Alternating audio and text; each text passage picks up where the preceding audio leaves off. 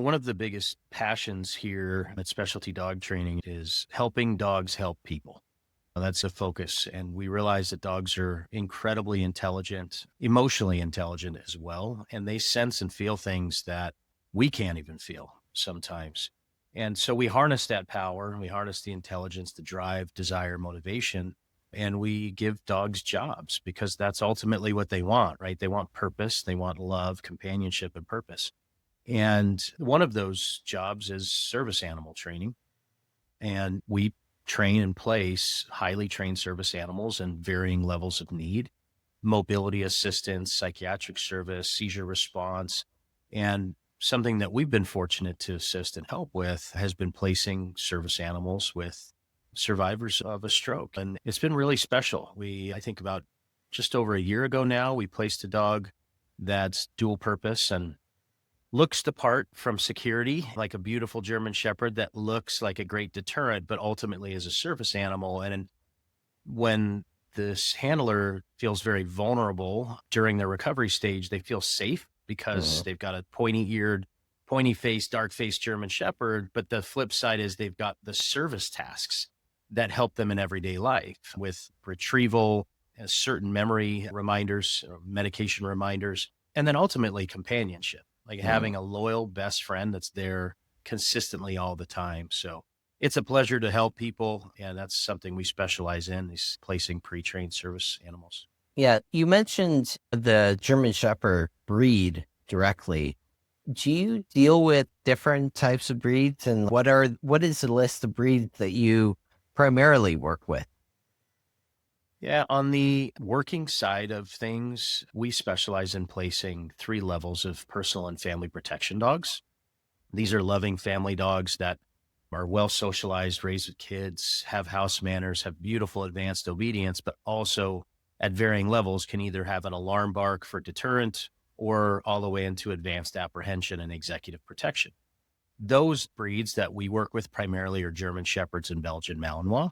Mhm. And that's just mostly because of size, level of ability and intelligence, drive, desire to work, and all the health screening that we do within the breed. Those are primary for our protection programs.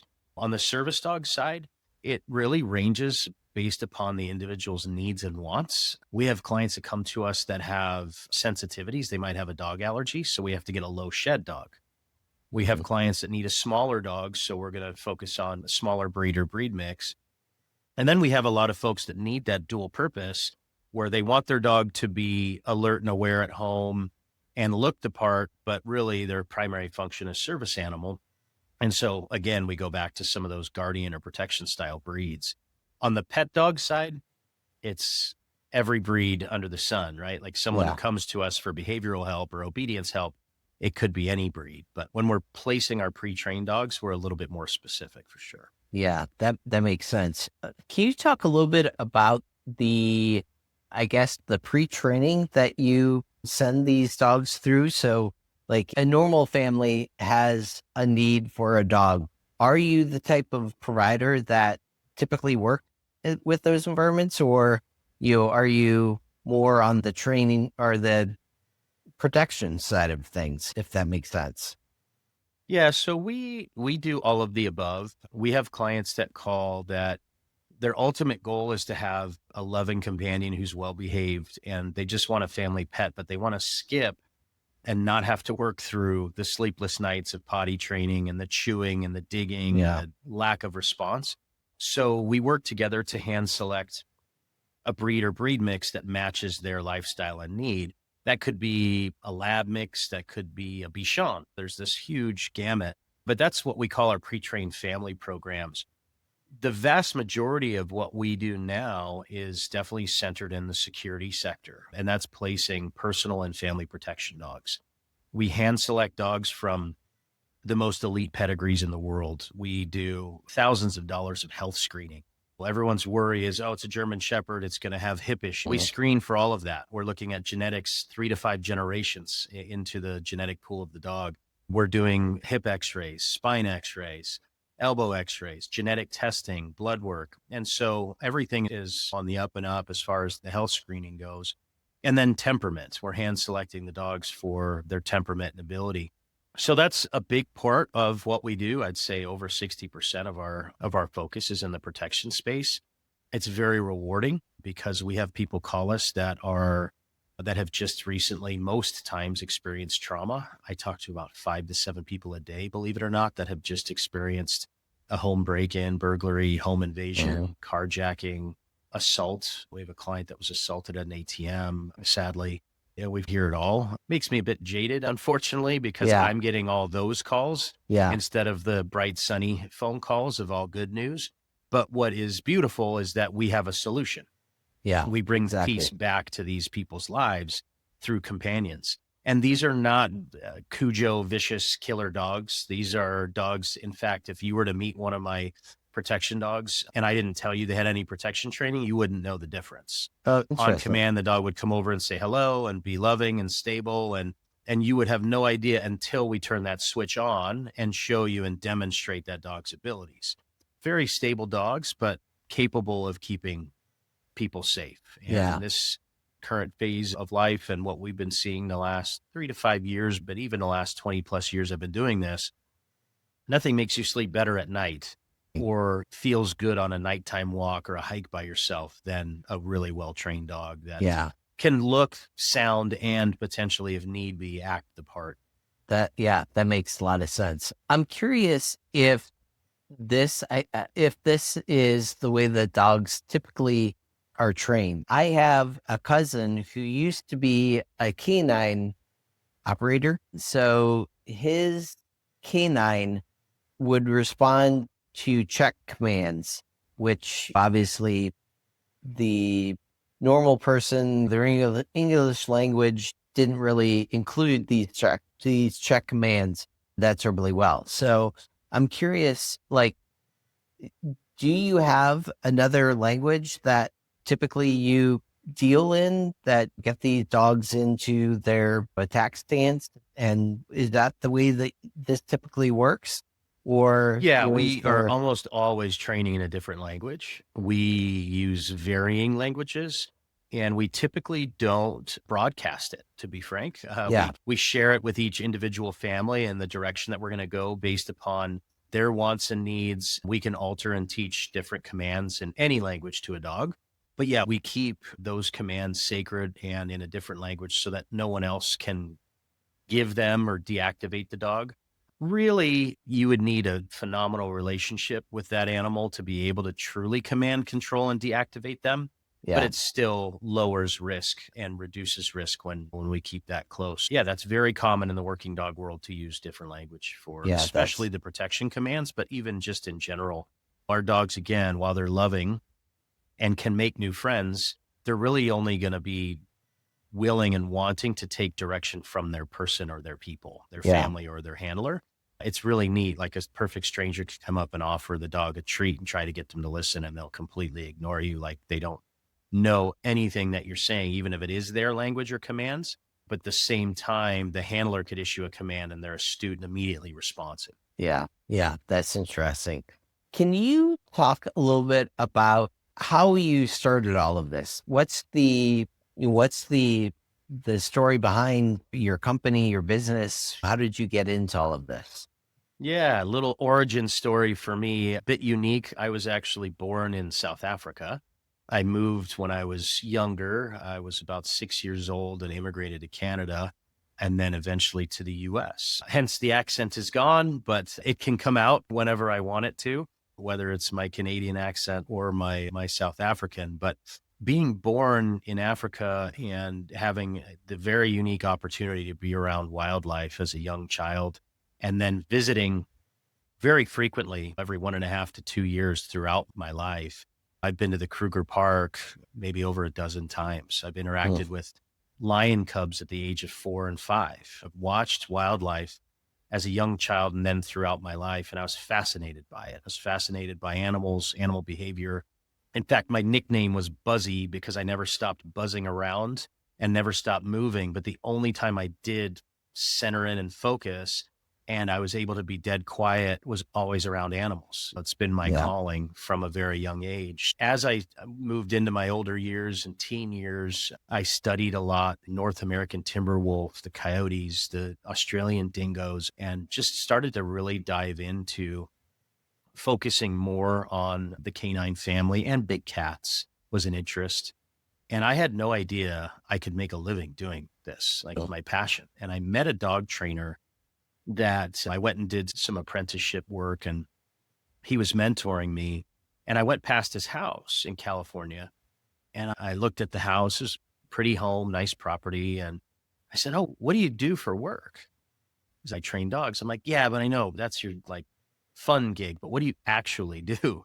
He's like, "No, that's what I do. I train dogs." So it opened up the light. It wasn't about the glitz or glamour. It was like, hey, you can have a family and a home and still do this. And that, of course, over the years has grown and grown. The pet sector's grown tremendously, and so many people have dogs and they all need support and help. Every dog should be trained, in my opinion. Really interesting kind of opportunities along the way, but the primary starting point was just my roots Yeah. and my access to animals and my passion to help them.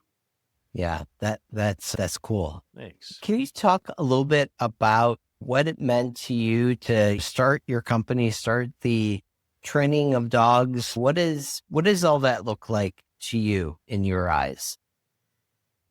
Yeah, I've just always had great work ethic and love to work. In fact, I have a hard time putting it down. And so working underneath others was enjoyable. I learned a lot in different phases of my life. I worked in shelters, rescues, private training and boarding facilities, both in training and management roles. But I always felt a little bit limited in what I could produce in concepts, ideas, growth mindset, and how big my voice could be and what I Mhm. said, whether it mattered enough or not to move the needle. So reaching and branching out and starting my own company was twofold. One, help more people and be able to make those decisions to, if someone really needs help and they can't afford it, maybe I'm in a position sometimes to be able to make it happen anyways. Yeah. Or if someone needs a very specific level of service in a protection dog that normally couldn't be provided, but with my direction, time, and expertise, I can now say yes to that job. So that's a big part of the motivation and excitement of being the business owner. The other side, again, is just we're a very philanthropic family. We founded a charity. We give back to a lot of other charities, mostly local, but even on a national level where we can, whether it's time, staffing time, or financially. And that's a big piece also of being able to make those decisions, of being able to say, hey, we're going to put aside X amount of dollars. And then I think being an employee for so long under varying companies and types of jobs allows us to be and me to be the best leader or boss I can be too. Nobody's perfect. I'm always learning and I'm always open to feedback and growth and learning process, but I do put myself in the employee shoes because I was there for so long. And yeah, it's been a good journey. Business ownership is tough. It is not for the faint of heart.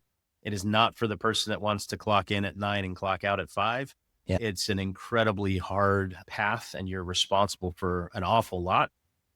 But the rewards outweigh the downfalls, risks, and tough times. And I enjoy it. I'm just happy to be doing what we're doing and grateful for it. That's for sure. Yeah. That's good to hear. I'm curious. I'm curious what your response is going to be, but most businesses today are AI this, AI that. AI is the magic to everything. I'm curious if your industry has been bitten by that bug. Do you have that same type of mindset, or would you say that you're a little bit insulated to that whole side of business at this point? Does that make sense? Yeah, no, it's definitely become a big piece of the pet industry and the dog training industry for sure. There's talks about, there already is a robo dog, but there's talks about a very high level, unbelievably high functioning robot dog, like you've seen these human replica robots. That's something I'm not super excited about. and it worries me. But the other side of the coin is not everyone should own a dog. Yeah. This living, breathing, incredible creature that does demand a lot of us, of time, emotion, exercise, financial commitment. So I see both sides there on like the robotic side. On the AI side of things, there's processes that we use that on the administrative and sort of customer service sales cycle side that I find very useful. I think some level of automation allows us more time with our dogs. If I can have an hour and a half of my day saved with a little bit of automation and support from the AI functions, that's more time doing what we love, which is hanging out on the floor, spending time engaging with dogs. But our company walks that line carefully. I see both sides. I think in life, I like to have balance with everything. And so I see that very clearly with AI, but it's definitely become a big part of this industry. I'm seeing more and more AI video, AI photo, AI marketing. I think there's a right and a wrong way to do it personally, but to each their own. Yeah. I'm curious, what is in your mind the right way to use AI in your business? What does that look like for you moving forward? Yeah, for now, I think the focus is to utilize certain functions, again, that shorten cycles of mundane workflow that aren't replacing people. It's just complementing their functions and allowing them to free up time for more human interaction where it matters most. If we can have a system in place that automates calendar reminders and checking in on appointments and helping send out documents and reminding for accounts receivable and assisting with bookkeeping, all of those functions to me make complete sense for our industry, because then we get to align more time for human interaction, whether it's our administrative staff or training staff, to connect with the clients on things that matter most, on the real one-on-one conversations that can't be replicated, in my opinion, by AI, that are more compassion driven and emotionally driven conversations. Dogs and pets in general is a very emotional topic. Yeah. Dogs are people's canine family members, especially for those that don't have children. They are their kids, right? They're fur kids. And so because of that, there's a lot of emotion that goes into what we do, whether we're caring for someone's dog or training a dog for them. And so we have to always remember that and keep that at the forefront of what we do. I think if we let AI take too much of that over, we remove too much of the human element and connection, and we go against what our beliefs are, which is building the human canine connection. That's the whole entire focus of our philosophy. So very functional, useful ways to use it, but walking the line carefully, I think, for now. There's also some pretty impressive AI imagery and videos that pieces and snippets of those, I think, could be very useful. It's just important that we're clarifying in that messaging, or I guess not even clarifying, but producing and showing what is reality. Even if AI creates it, it needs to be something, in my opinion, that can be done. I don't want to produce a video that someone watches and says, oh, I'm going to go buy that dog because that dog can do 18 backflips and cook me dinner. That's cute and fun. And if it's a silly commercial that clearly points out dramatic effects, fine. But I really think keeping to the core value of presenting what is possible, even if it's AI versus a real dog, is super important to not misrepresent. But yeah, there's useful functions. I'm not against it, but I'm careful with its functions. That's cool. Talk a little bit about so the way that I think about the training that I can get for an animal, when you're talking about German Shepherds and all that, like that, those types of animals are the type that typically get the training, and they're the attack dogs and all of that, right? Is there a type of dog that I should be looking for as a family person to fit certain profiles, right? Like that profile is an attack dog. It's a German Shepherd. And I may be completely wrong about that, but I'm curious from your perspective, what should a person do that looking for a family dog, but still wants some type of a training to it. Does that make sense? Yeah. So we don't ever use, personally, our company use the term like attack dog just because our dogs are what we classify as PPDs, personal protection dogs or family protection dogs that, again, they're social loving, balanced dogs that have the ability, if need be, to step in front of you and a subject, bad guy, intruder, and provide a safety barrier. The term attack dog, I think, refers more to a sentry dog or an unbalanced guard dog that's on doing proper property guarding that doesn't need to interact with family members. So you see them in, they're now guarding like copper wire factories or something like that. Or maybe an unbalanced, unstable dog with aggression issues. Well, that's a whole nother bag to unpack of behavioral. German Shepherds are very much companion dogs. If you raise them the right way, socialize them, and lead and guide them with obedience, it's a wonderful family companion. To answer your question as to what type of dog other family or family members or families can look for, that comes down to what we do in a discovery call or an interview. And that's the big lead in for us is we provide consultation services or discovery calls, which, by the way, exclusive opportunity for your listeners, but we're offering a complimentary discovery call, which is normally a $300 value to get this education. During that call, we interview and we learn about what your lifestyle is, how active you are, who's in your home. Was it just you? Is it a couple? Are there children? If so, what ages? Are there other animals? We place dogs with clients that have birds, cats, other dogs, horses, etc. So it's really about the individual needs. Are they looking for small, medium, or large dog? If they don't know, then let's have those conversations. Are they able to lift the dog if they have to? If not, then let's wean away from a larger dog. We talked about allergies. Is there any sensitivity? Should we discuss those? So it really for us comes down to, which I love and we're huge proponents and big fans of, is the matching process. We are professional matchmakers, and our job is to match the right dog with the family or individual so that it exponentially increases the likelihood of success. The biggest problem we see in the pet dogs we're rehabilitating and helping navigate behavioral issues is that the person or family adopted or purchased the wrong dog for them. And we're always going up an escalator backwards at that point, because no matter what we do, that dog is not a natural fit for them, but they're committed to the animal now, thankfully, and that's wonderful. But we now have to go against the grain and swim upriver to create harmony. If we get to be involved from the get-go as professionals and interview and help someone decide what is the best breed or breed mix and dog for their life, we're now at least level playing field, right? Or potentially swimming downstream and making this process so much easier and more likely to succeed. So it could be everything. If you're a first-time dog owner, never owned a dog, don't want a large dog, you want the easiest, most loving, stable dog, as long as it's socialized, I'm going to tell you, go get a Cavalier King Charles Spaniel. Yeah. That is like the sweetest dog. They chase butterflies. They make you laugh. They're adorable. They're highly trainable. They're pretty easy to housebreak in consideration to other small breeds. So I have those recommendations. If you're a super active family, you want a large breed dog, you want a classic American dog that's going on hikes and walks and that plays ball, but you don't want protection, go get a Labrador.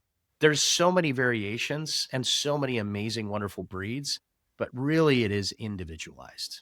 Yeah, that makes perfect sense. So one of the things that we do too is help people with technology. So we do that same type of evaluation. We don't know what the person knows, what the person has, or anything like that. Your discovery process, discovery call makes a lot of sense on a lot of levels.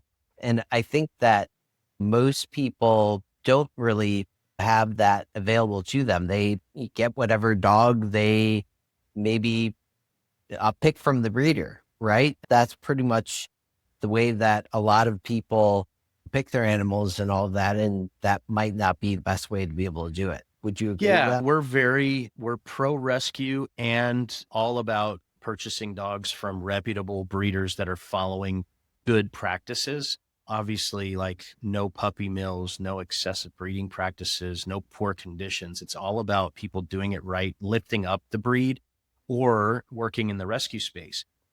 And yeah, a family or an individual might say, oh, I want a medium to large dog. And they go through the shelter and they see a dog that looks cute and they meet them for 5 minutes and they adopt them. And I in no way want to discourage that process because there's so many homeless dogs. It's horrific. We need more dogs in homes. Yeah. However, if you have a professional helping you, your local dog trainer, or we provide these consulting services to help people, you get so much of a head start in even the selection process. Even if the trainer doesn't hand select the dog, even having a list, right? Just having a list of things to look for and check mark to match your needs and wants will reduce failure and increase success. Same goes if it's not a rescue or shelter and you're going to a breeder. Talk about that breed. What do they want and need in life? What's their daily routine and exercise? What are they bred for? And is that a quality you want and need in your life?